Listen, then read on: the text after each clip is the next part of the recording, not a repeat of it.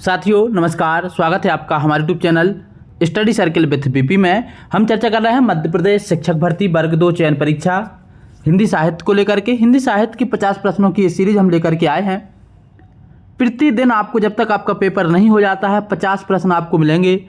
यदि आपकी जो ये पूरी परीक्षा 4 महीने बाद होती है तो यदि हम 4 महीने के 120 दिन मान के चलें और 50 प्रश्नों को इसमें यदि हम जोड़ दें तो लगभग आपके 6000 के आसपास प्रश्न हल हो जाएंगे।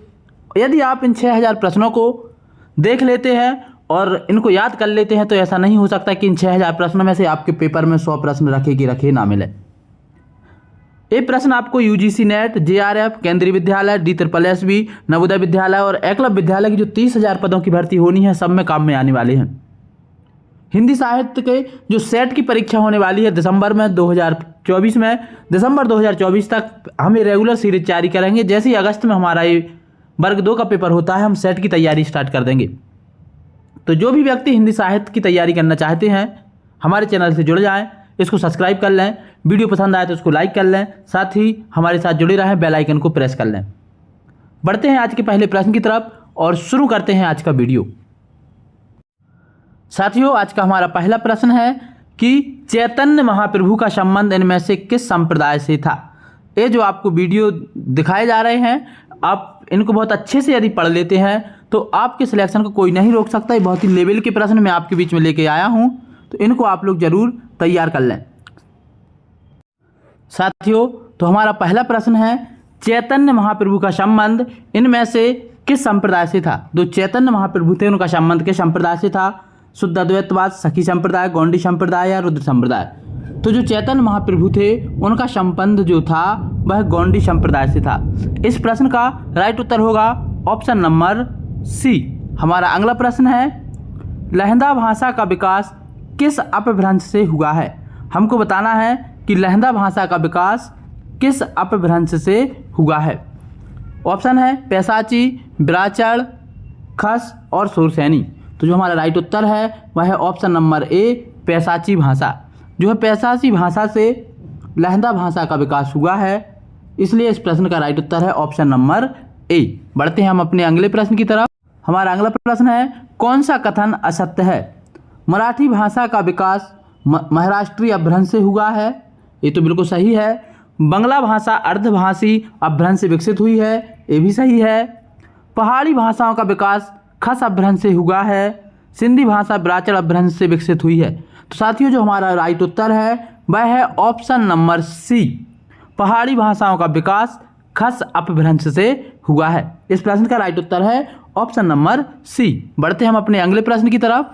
हमारा अगला प्रश्न है इनमें से वियोगात्मक भाषा कौन सी है। हमें बतानी है इनमें से वियोगात्मक भाषा कौन सी है, संस्कृत, पाली, प्राकृत या अपभ्रंश। तो जो ऑप्शन नंबर डी है यही इसका राइट उत्तर है। इस प्रश्न का राइट उत्तर है ऑप्शन नंबर डी, अपभ्रंश। वियोगात्मक भाषा जो है वह अपभ्रंश है और संयोगात्मक भाषा जो है वह संस्कृत है। बढ़ते हैं हम अपने अगले प्रश्न की तरफ। हमारा अगला प्रश्न है अपभ्रंश जब साहित्यिक भाषा थी उस समय बोलचाल की भाषा कौन सी थी। तो जब अपभ्रंश साहित्यिक भाषा थी उस समय बोलचाल की भाषा थी देश भाषा। उस समय जो बोलचाल की भाषा थी उसको देश भाषा कहा जाता था और अपभ्रंश में साहित्य लिखा जाता था, इसलिए इस प्रश्न का उत्तर है ऑप्शन नंबर सी। अगला प्रश्न है इनमें से कौन सी कृति राम भक्ति शाखा से संबंधित नहीं है। भरत मिलाप, हनुमान नाटक, चित्रावली या रामाष्टयाम। तो जो इसमें ऑप्शन दिए गए हैं इसमें से ऑप्शन नंबर सी जो है चित्रावली उस्मान की कृति है और यह राम भक्ति शाखा से संबंधित नहीं है, इसलिए इस प्रश्न का राइट उत्तर है ऑप्शन नंबर सी। बढ़ते हम अपने अगले प्रश्न की तरफ। हमारा अगला प्रश्न है भल्ला हुआ जो मारिया बेहण महारा कंतु, यह पंक्ति किस कवि की है। स्वयंभू, लुइपा, पुष्पदंत या मुंज कवि। तो जो ये पंक्ति कही गई है यह पंक्ति कही गई है मुंज कवि के द्वारा। ऑप्शन नंबर डी हमारा राइट उत्तर होगा। बढ़ते हम अपने अगले प्रश्न की तरफ। हमारा अगला प्रश्न है सही जोड़े को छांटिए। हमें यहाँ सही जोड़े को छांट करके लिखना है कि कौन सा जोड़ा सही है। पुष्पदंत भविष्यत कहा, स्वयंभू पाउचर्यु, रामसिंह शब्दानुशासन, देवसेन महापुराण। तो जो शब्दानुशासन है यह कृति तो हमको पता है हेमचंद्र की है, इसलिए ये तो गलत है और देवसेन की भी जो है उन्होंने श्रावकाचार लिखी है, तो ये भी गलत है। पुष्पदंतनी की रचना भविष्यत नहीं है, और सही उत्तर जो इसका है वह है स्वयंभू। स्वयंभू के द्वारा पौंचर्यू ग्रंथ लिखा गया। तो इस प्रश्न का राइट उत्तर होगा ऑप्शन नंबर बी। बढ़ते हैं हम अपने अगले प्रश्न की तरफ। साथियों 50 प्रश्न की सीरीज चल रही है। वीडियो पसंद आए तो उसको लाइक कर लें, साथ ही हमारे चैनल को सब्सक्राइब कर लें। हमारा अगला प्रश्न है, इनमें से संचार का माध्यम है, हमें बताना है इनमें से संचार का माध्यम क्या है। तो टेलीफोन, मोबाइल फ़ोन और पुस्तकें। साथियों संचार के माध्यम में सारी चीज़ें आ सकती हैं, इनसे भी बात होती है, लेकिन यहाँ पर शब्द लग गया है जनसंचार। एक बड़े जनसमूह को जहाँ से जो है संबोधित किया जा सके, अपनी बात एक ही साथ कई लोगों तक पहुँचाई जा सके, उसको जनसंचार कहते हैं। इसलिए इस प्रश्न का राइट उत्तर होगा ऑप्शन नंबर ए, रेडियो। जनसंचार का जो माध्यम है वह रेडियो है। बढ़ते हैं हम अपने अगले प्रश्न की तरफ। हमारा अगला प्रश्न है, जनसंचार का माध्यम नहीं है रेडियो, टीवी, डॉक्यूमेंट्री या पुस्तकें। तो रेडियो से तो बहुत सारे लोगों को संबोधित किया जा सकता है। रेडियो का अपग्रेड वर्जन ही टीवी है, तो इसमें वीडियो के माध्यम से सबको संबोधित किया जा सकता है। पुस्तकों में भी लिख करके हम अपने बहुत सारे लोगों को संबोधित कर सकते हैं एक ही साथ। लेकिन जो डॉक्यूमेंट्री है इसको जनसंचार का माध्यम नहीं माना गया है, इसलिए इसका उत्तर है ऑप्शन नंबर सी।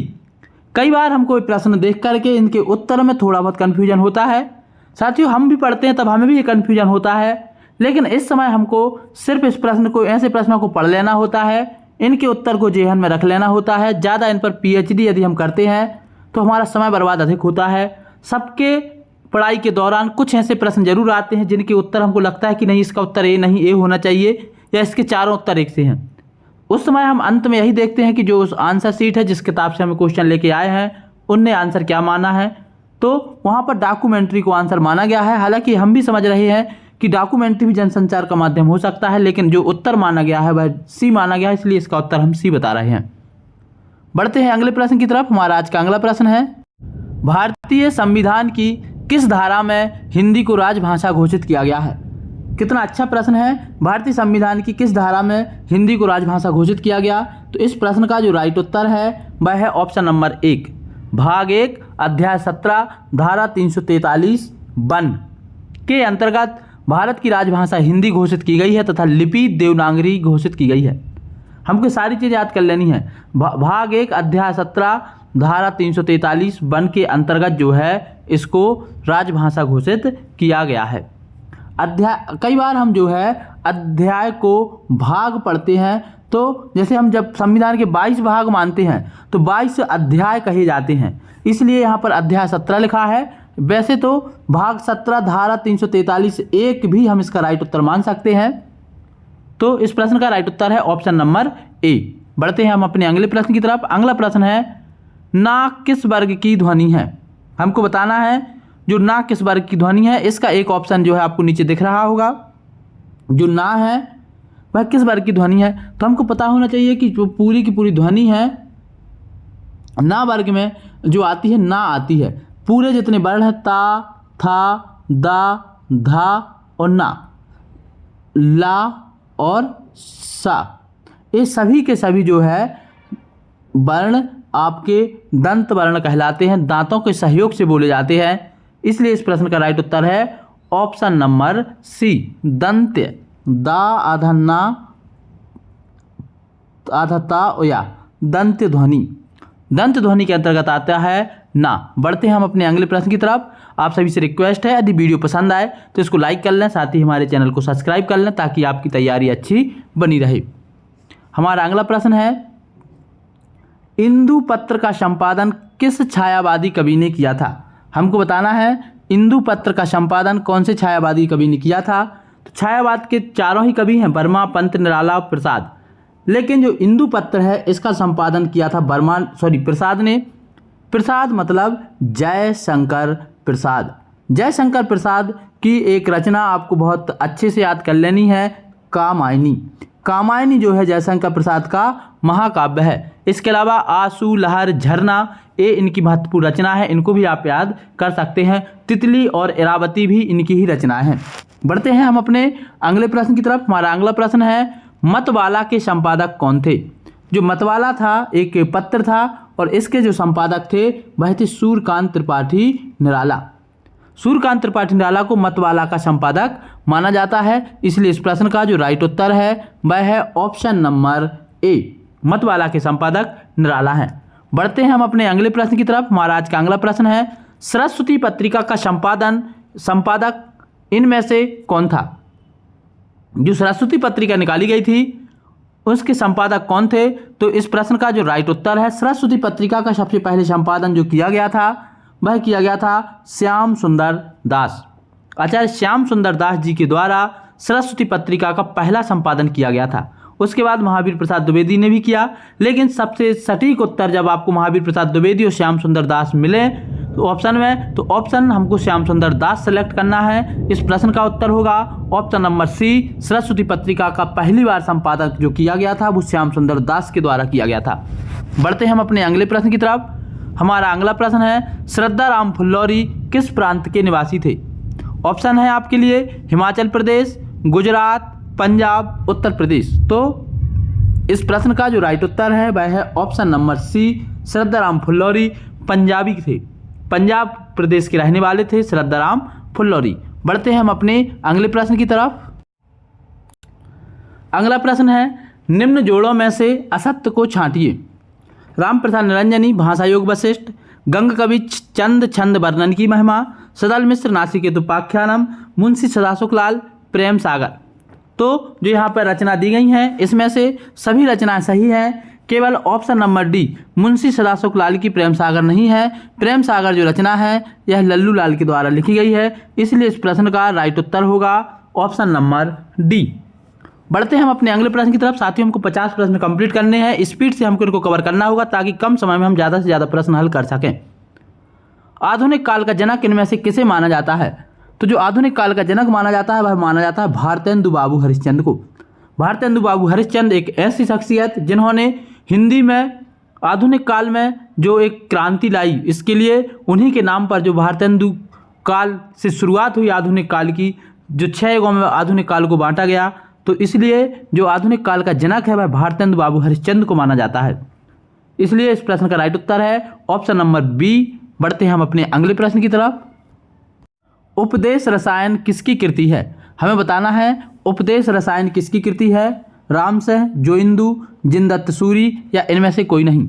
तो जो राइट उत्तर है हमारा वह है जिनदत्त सूरी। उपदेश रसायन जिनदत्त सूरी की कृति है। ऑप्शन नंबर सी हमारा राइट उत्तर है। बढ़ते हैं हम अपने अगले प्रश्न की तरफ। साथियों आपके लिए 50 प्रश्न सीरीज चलाई जा रही है। आप सभी से रिक्वेस्ट है यदि वीडियो पसंद आए तो इसको लाइक कर लें, साथ ही हमारे चैनल को सब्सक्राइब कर लें। हमारा आज का अगला प्रश्न है अर्थ के आधार पर वाक्य के कितने प्रकार होते हैं? तो अर्थ के आधार पर वाक्य के 8 प्रकार होते हैं। ये प्रश्न हमारा रिपीट हुआ है, सभी को पुनः याद हो जाना चाहिए। अर्थ के आधार पर वाक्य के 8 प्रकार और रचना के आधार पर वाक्य के 3 प्रकार होते हैं। बढ़ते हैं हम अपने अगले प्रश्न की तरफ। अगला प्रश्न है अष्टयाम की रचना ब्रजभाषा गद्य में करने वाले लेखक कौन थे? जो अष्टयाम है इसकी रचना किसने की थी? तो ये प्रश्न भी हम पहले एक बार कर चुके हैं, रिपीट हुआ है। ऑप्शन नंबर डी हमारा राइट उत्तर है। नाभादास ने अष्टयाम की रचना की है, वह भी ब्रजभाषा में और गद्य में लिखा है। बढ़ते हैं हम अपने अगले प्रश्न की तरफ। हमारा अगला प्रश्न मध्यकालीन भारतीय आर्य भाषाओं का समय है। जो मध्यकालीन भारतीय आर्य भाषाएं हैं उनका समय माना जाता है 500 ईस्वी से 1000 ईस्वी तक। ऑप्शन नंबर डी हमारा राइट उत्तर है। मध्यकालीन आर्य भाषा जिसमें पाली, प्राकृत, अवहंस और अवहट्ट आती हैं, उसके बाद हमारी हिंदी स्टार्ट हो जाती है, इसलिए इस प्रश्न का राइट उत्तर है ऑप्शन नंबर डी। बढ़ते हैं हम अपने अगले प्रश्न की तरफ। इनमें से आधुनिक काल के कवि हैं, हमें बताना है कि इनमें से आधुनिक काल के कवि कौन है। राम सिंह, घनानंद, सत्यनारायण, कविरत्न या इनमें से कोई नहीं। तो जो राम सिंह है, राम सिंह जो है आदिकाल के कवि माने जाते हैं, घनानंद रीतिकाल के कवि हैं और सत्यनारायण कविरत्न इनको आधुनिक काल का कवि माना जाता है। ऑप्शन नंबर सी हमारा राइट उत्तर है। बढ़ते हम अपने अगले प्रश्न की तरफ। हमारा अगला प्रश्न है कचहरियों में नागरी भाषा का प्रयोग कब से प्रारंभ हुआ? कचहरियों में नागरी भाषा का जो प्रयोग प्रारंभ हुआ वह हुआ सन 1900 ईस्वी से। ऑप्शन नंबर बी हमारा राइट उत्तर है। बढ़ते हैं हम अपने अगले प्रश्न की तरफ। हमारा अगला प्रश्न है इनमें से किस राज्य की राजभाषा हिंदी नहीं है? जम्मू कश्मीर, उत्तराखंड, छत्तीसगढ़ या Jharkhand? Option number A Jammu Kashmir जो है यहाँ की राजभाषा हिंदी नहीं है, इसलिए इस प्रश्न का राइट उत्तर है ऑप्शन नंबर ए। बढ़ते हैं हम अपने अगले प्रश्न। आज का हमारा अगला प्रश्न है संप्रदान कारक की विभक्ति है। हमें बताना है संप्रदान कारक की विभक्ति क्या है। हमने बचपन से एक दोहा पढ़ा है, कर्ता ने कर्म को कर्म चिन्ह से जान, संप्रदान का के लिए अपादान से मान। इस तरीके का हम पढ़ते आ रहे हैं। तो जो संप्रदान कारक है वह उसकी विभक्ति है के लिए। ऑप्शन नंबर सी हमारा राइट उत्तर है। संप्रदान कारक की विभक्ति है के लिए, और ने है जो है कर्ता की विभक्ति है, कर्म को कर्म चिन्ह से दान, संप्रदान का के लिए अपादान से मान। तो संप्रदान का के लिए अपादान से मान वाले में जब हम पढ़ते हैं तो ऑप्शन नंबर सी उस हिसाब से हमारा राइट उत्तर है इस प्रश्न का कि संप्रदान कारक की विभक्ति जो है वह है के लिए। बढ़ते हैं हम अपने अगले प्रश्न की तरफ। हमारा अगला प्रश्न है व्यापक क्षेत्र में व्यवहृत होने वाली बहुसंख्यक लोगों की भाषा को क्या कहा जाता है। तो व्यापक क्षेत्र में व्यवहृत होने वाली, व्यवहृत मतलब व्यवहार में लाई जाने वाली बहुसंख्यक लोगों की भाषा को जो कहा जाता है वह कहा जाता है राष्ट्रभाषा। ऑप्शन नंबर ए हमारा राइट उत्तर है। बढ़ते हैं हम अपने अगले प्रश्न की तरफ। हमारा अगला प्रश्न है राजभाषा आयोग का गठन संविधान की किस धारा के अंतर्गत किया गया। कितना महत्वपूर्ण प्रश्न है, ये ऐसे प्रश्न हमसे बार बार पूछे जाते हैं। राजभाषा आयोग का गठन संविधान की किस धारा के अंतर्गत किया गया। तो जो है संविधान की धारा 344, जिसे अनुच्छेद 344 भी हम कह सकते हैं, के अंतर्गत जो है राजभाषा आयोग का गठन किया गया। और अनुच्छेद 343 में स्पष्ट उल्लेखित किया गया है कि भारत की राजभाषा हिंदी होगी तथा लिपि देवनागरी होगी। ऑप्शन नंबर सी इस प्रश्न का राइट उत्तर है। बढ़ते हैं हम अपने अगले प्रश्न की तरफ। साथियों यहाँ पे जो आपको दिख रहा है ए के बाद सी लिखा है, फिर बी लिखा है, फिर डी लिखा है। कई बार जो टाइपिंग मिस्टेक हो जाती है तो ऑप्शन ऊपर नीचे आ जाते हैं, इसलिए जो है ए के बाद सी लिखा है, लेकिन आंसर शीट से जब हम अपने आंसर को मिलाते हैं तो वहाँ पर सी ही उत्तर है और सी ऑप्शन में धारा 344 ही उल्लेखित है। इसलिए किसी को ये डाउट रहे कि सी लिखा है 344 लिखा है तो ऐसा तो नहीं कि हमने आंसर शीट से गलत उत्तर टिक कर दिया, तो ऐसा बिल्कुल भी नहीं। हम चेक करके आते हैं, एक दो क्वेश्चन ऐसे गलती से टाइपिंग के द्वारा टाइपराइटर से हो जाते हैं। बढ़ते हैं हम अपने अगले प्रश्न की तरफ। इस प्रश्न का उत्तर है ऑप्शन नंबर सी। हमारा अगला प्रश्न है राजभाषा आयोग का गठन किसकी अध्यक्षता में किया गया।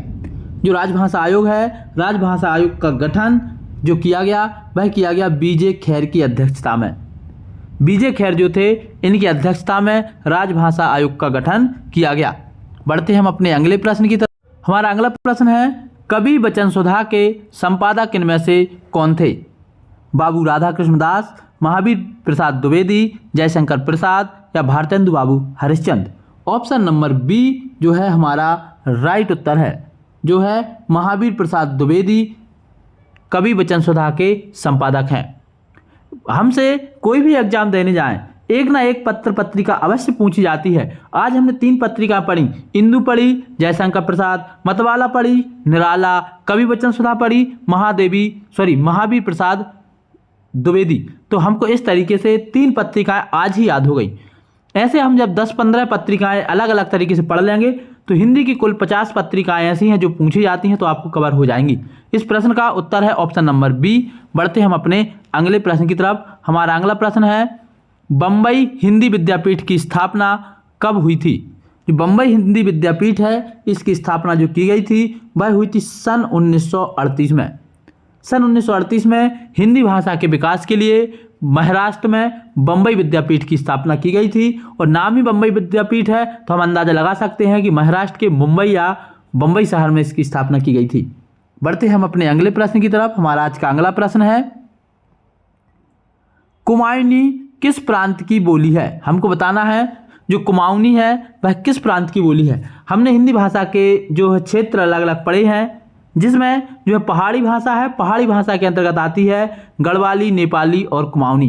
ये सभी की सभी जो है भाषा है उत्तराखंड में बोली जाती हैं और नेपाल से सटे हुए इलाकों में बोली जाती हैं। जो कुमाऊनी है वह उत्तराखंड में बोली जाती है। देवभूमि उत्तराखंड की जो प्रांत की बोली है वह कुमाऊनी है। यह हिंदी की ही एक भाषा है, हिंदी के अंतर्गत आती है। हिंदी की जो पहाड़ी उपभाषा है उसके अंतर्गत आती है नेपाली, गढ़वाली और कुमाऊनी।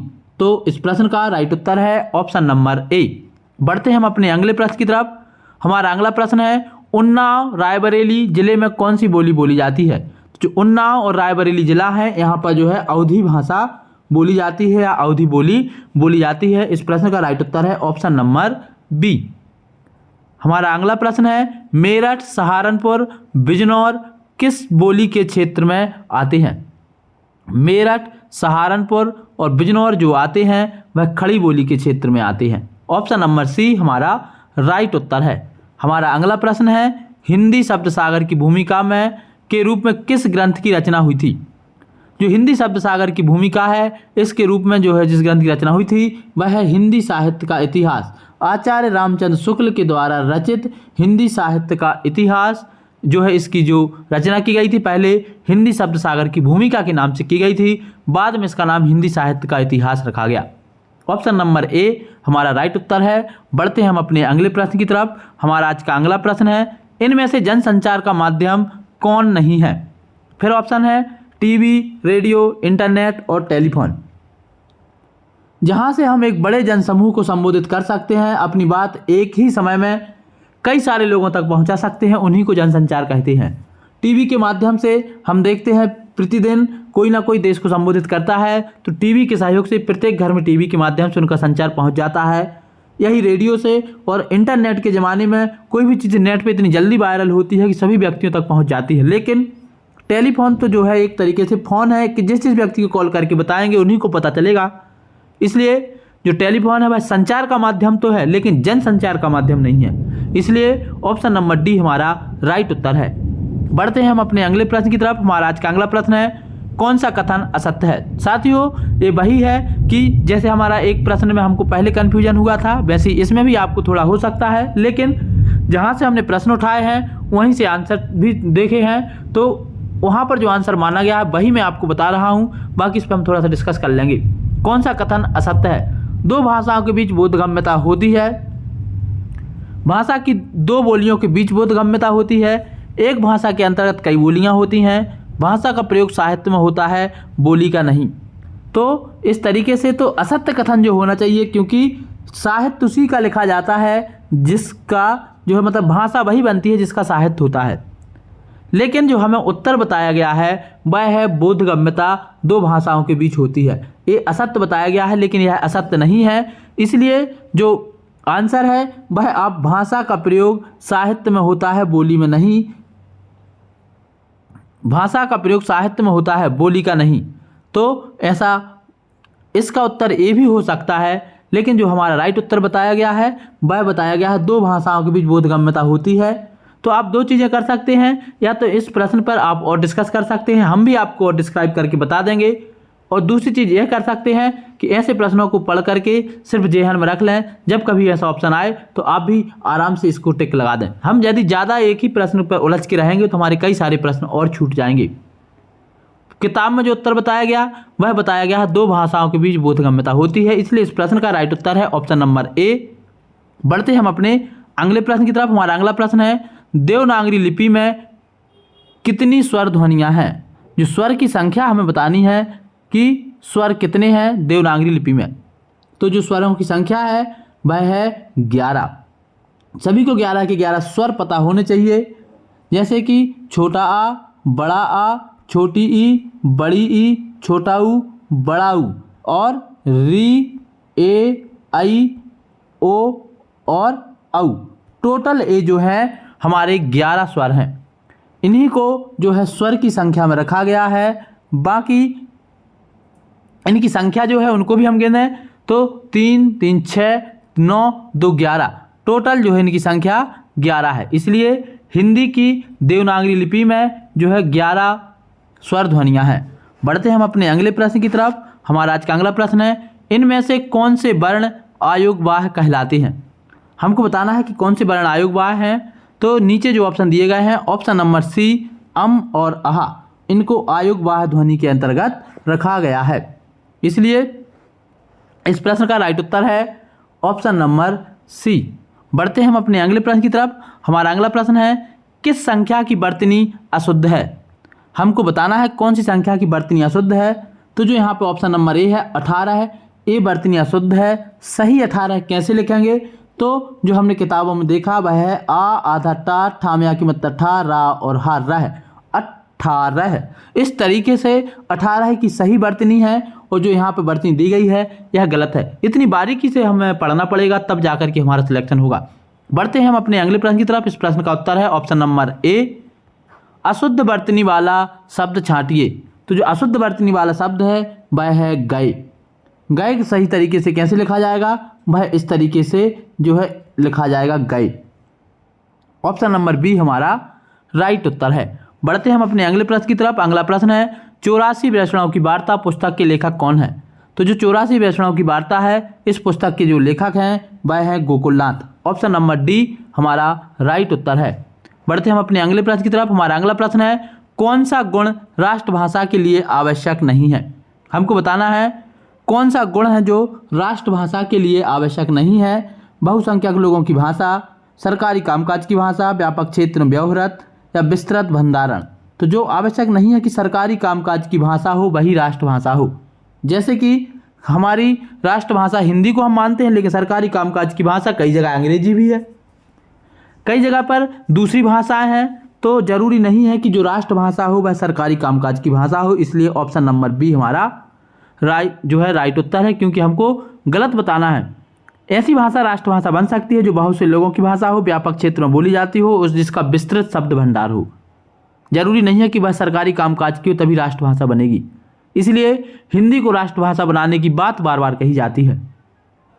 बढ़ते हम अपने अगले प्रश्न की तरफ। हमारा आज का अगला प्रश्न है राजभाषा के प्रति सरकार के कर्तव्यों एवं दायित्वों का उल्लेख किस अनुच्छेद में है? तो जो राजभाषा के प्रति सरकार के कर्तव्यों और दायित्वों का उल्लेख जो है आर्टिकल 351 में है, जिसमें कहा गया है कि जो है राज्य सरकार, केंद्र सरकार मिलकर के हिंदी के विस्तार के लिए और उसके उत्थान के लिए रेगुलर काम करेंगी और उसके लिए रेगुलर इस तरीके की योजना बनाएंगी कि हिंदी का विस्तार होता रहे। हिंदी पढ़ने पढ़ाने वालों की, हिंदी बोलने समझने वालों की संख्या प्रतिदिन बढ़ती रहे और देश के बाहर हिंदी का विस्तार हो। ऑप्शन नंबर डी हमारा राइट उत्तर है। बढ़ते हैं हम अपने अगले प्रश्न की तरफ। हमारा अगला प्रश्न है राजा लक्ष्मण सिंह ने आगरा से कौन सी पत्रिका निकालते थे? साथियों आज पत्रिकाओं के हमारे सेशन में 4 क्वेश्चन आ चुके हैं, हमको याद हो जाने चाहिए चारों की 4 पत्रिकाएं। आप कमेंट करके जरूर बताएं कि कौन कौन सी पत्रिका हमने पढ़ी हैं। राजा लक्ष्मण सिंह जो है वह निकालते थे प्रजा हितैषी पत्रिका। इस प्रश्न का राइट उत्तर है ऑप्शन नंबर सी। बढ़ते हैं हम अपने अगले प्रश्न की तरफ। हमारा आज का अगला प्रश्न है परिनिष्ठ भाषा का दूसरा नाम क्या है? परिनिष्ठ मतलब कहलाती है शुद्ध भाषा, जिसमें किसी भी तरीके की त्रुटि ना हो, जो पूर्ण रूप से जो है विस्तृत हो चुकी हो, जिसका विकास हो चुका हो। तो इस प्रश्न का राइट उत्तर है ऑप्शन नंबर ए। परिनिष्ठ भाषा का दूसरा नाम जो है वह है मानक भाषा। संपर्क भाषा, राजभाषा, राष्ट्रभाषा यह नहीं है, सही है ऑप्शन नंबर ए। बढ़ते हैं हम अपने अगले प्रश्न की तरफ। आज का हमारा अंतिम प्रश्न है संविधान सभा ने हिंदी को राजभाषा बनाने का प्रस्ताव कब पास किया था?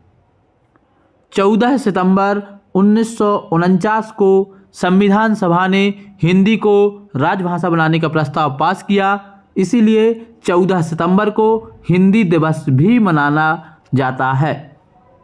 हमको याद रखना है इस प्रश्न का जो राइट उत्तर है वह है ऑप्शन नंबर सी, 14 सितंबर 1949।